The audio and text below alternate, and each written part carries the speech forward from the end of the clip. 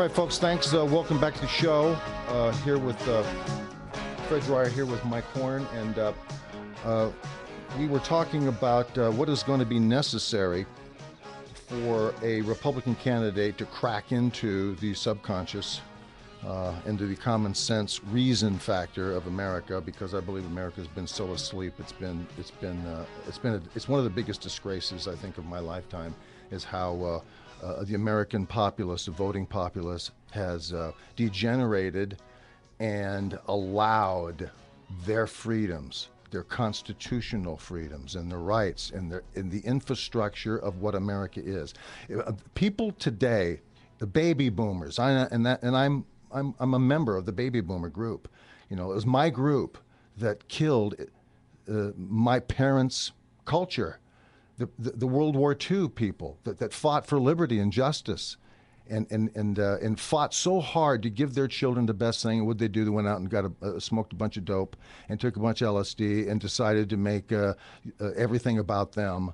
And they threw a huge tantrum. It started at Yale University, you know, when Kingman Brewster, they ran, four guys, you know, hippie jackasses with granny glasses, ran him out of the back of the building. This coward abdicated the administration building, and it started the tumbling, spiraling down of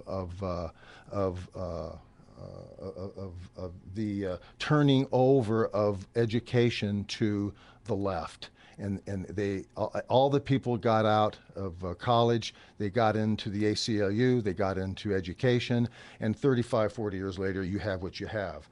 You know, a debased cesspool of narcissism and lies, America hating, and the amount of debasing of our children. You know, my daughter's a smart kid. You know, she's 27 years old. She has two great kids. I've got two great grandkids, and she's a smart kid. But she just was not given the textbooks or the leadership in the classroom with these leftist liberals who decided they're going to teach their politic instead of teaching the sanctity of American education.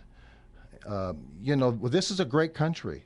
It has been, but we're losing it. We're turning it over very quickly, and the drop-off per generation of the last 30, 40 years has just been astronomical.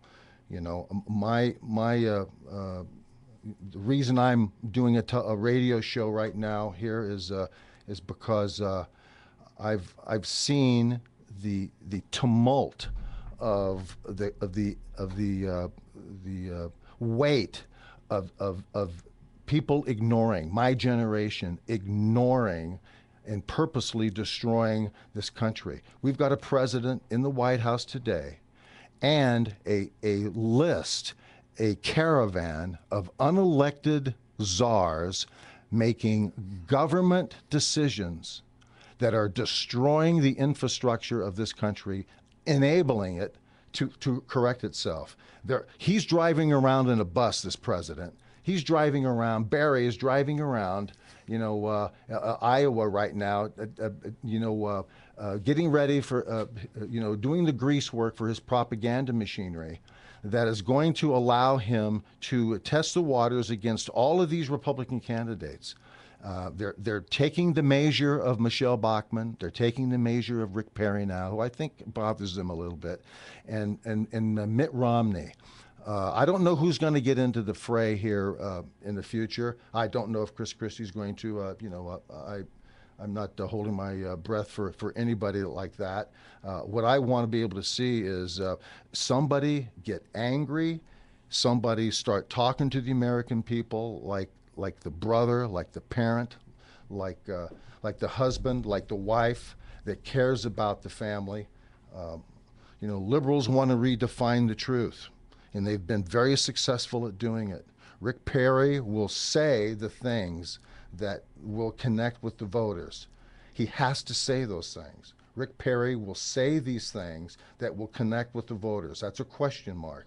I don't believe he has the ability at this point in time to have any other choice but to start talking to people like the son that he is and like the leader that he has to be. I hope he has that.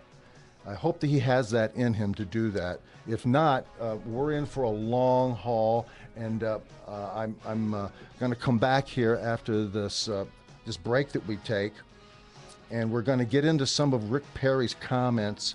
We're going to slide into a couple of things. I've got a Karl Rove comment here about Rick Perry's statements, but we're going to have a lot of fun here with the sound bites, and let's just put our fingers together and hope that we can find somebody here in the next couple of months that is qualified and that has the spirit to bring home the bacon.